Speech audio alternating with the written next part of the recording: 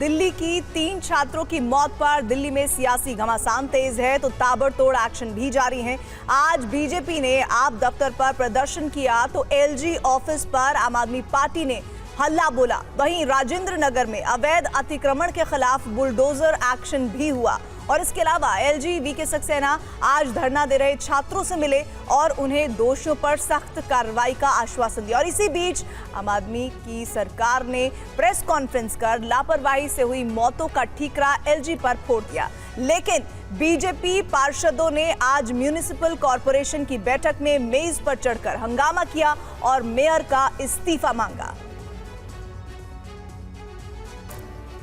और इस बीच खबर यह भी है कि दिल्ली पुलिस ने एमसीडी को नोटिस जारी कर दिया है। कोचिंग हादसा केस में ये नोटिस जारी किया गया है। पूछताछ में शामिल होने के लिए नोटिस भेजा गया है।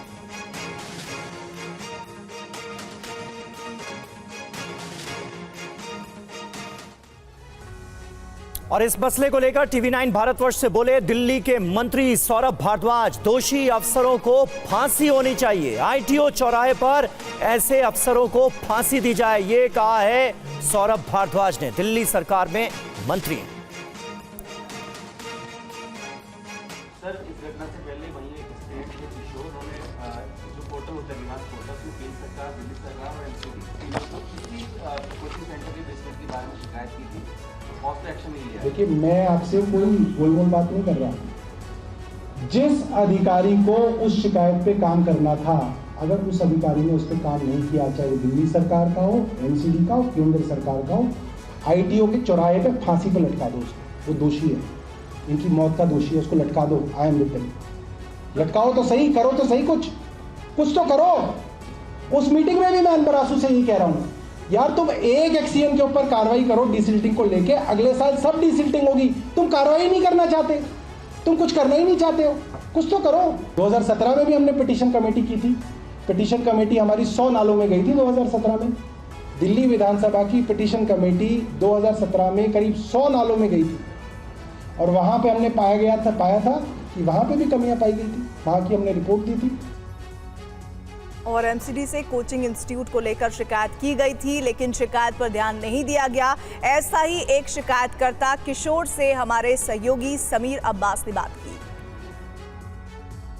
तो क्या कंप्लेंट में आपने जो सबसे महत्वपूर्ण बातें दर्ज की थी वो क्या थी? कंप्लेंट में मैंने राव आईएएस के बेसमेंट को लेकर दर्ज करवाई थी कि यहाँ पे जो बेसमेंट संचालित होता है उसमें बहुत सारे स्टूडेंट और कक्षाएं संचालित होती हैं, लाइब्रेरी उसमें है। और सबसे बड़ी बात है, मुझे संदेह था कि एमसीडी कभी लॉक और 2 जीने के बिना एनओसी नहीं देता है और उसमें डबल बेसमेंट था और स्मार्ट लॉक लगा हुआ था। तो जो इस दुर्घटना का सबसे बड़ा कारण रहा है। 3 होनहारों की जान जाने के पीछे सबसे बड़ा रीजन आपको क्या नजर आता है?